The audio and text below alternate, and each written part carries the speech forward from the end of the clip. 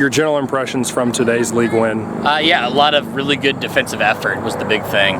We played really well out of the back, I thought, and utilized our outside backs to get into the attack.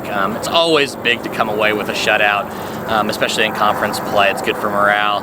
It's good for the defense on that one, and I think we had a really solid effort across the board, keeping them out of the attack and then utilizing our chances when we got them. Morgan Lang breaks a scoreless tie in the 31st minute when she finishes following a cross into the box from Peyton Lane. How happy were you for your team that you were able to finally get on the board after both teams really seemed to be feeling each other around for the first half hour of play? It's huge to have the breakthrough goal. You obviously never want to give it up, and you're always hoping to score it. So when we get the opportunities there, having Morgan get her foot over top of the ball and have a really strong finish in the back of the net after after ball kind of squirted across the middle there was excellent.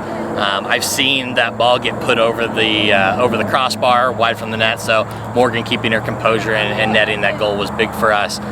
Breaking the ice like that, I think there was okay, we've got this now, which was very, very helpful because I think we were all very high strung. The energy level wasn't quite where we needed it, and that kind of opened things up for us, and I think it really set the tone for the remainder of the game. Anya Castelli scores her league-leading 10th goal in the 50th minute off Peyton Lane's second assist of the game, providing a little bit of insurance. Talk about what you saw in the play and how happy you were to get a little bit of breathing room. Yeah, I mean, obviously, I say it all the time to our girls that a 2-0 lead is always a dangerous lead because one goal, the momentum swings the other way. But I think that was kind of some breathing room that we needed.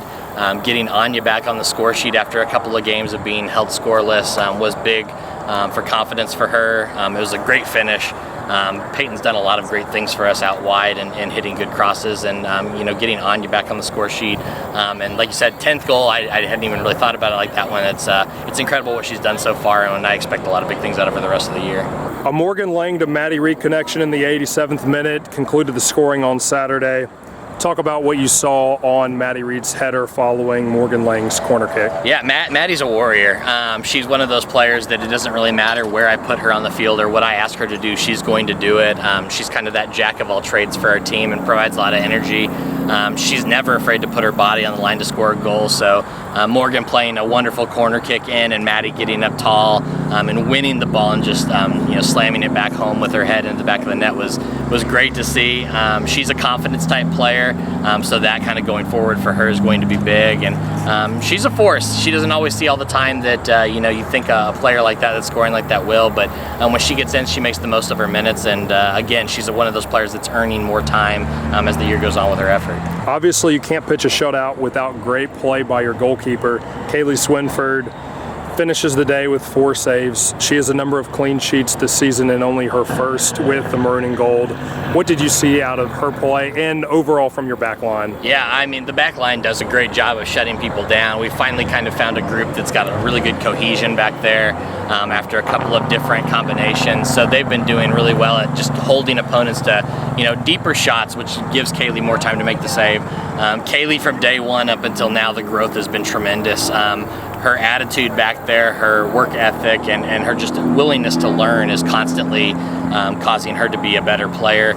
She's still got some room to go and so forth, but I believe that she's a much more solid player and a better player than when we got her originally. Her ability to talk and dictate the back line and so forth there has been growing, and that's been one of the areas of we've been working on her with. So it's great to see the culmination of hard work and her taking lessons from us really starting to pay off.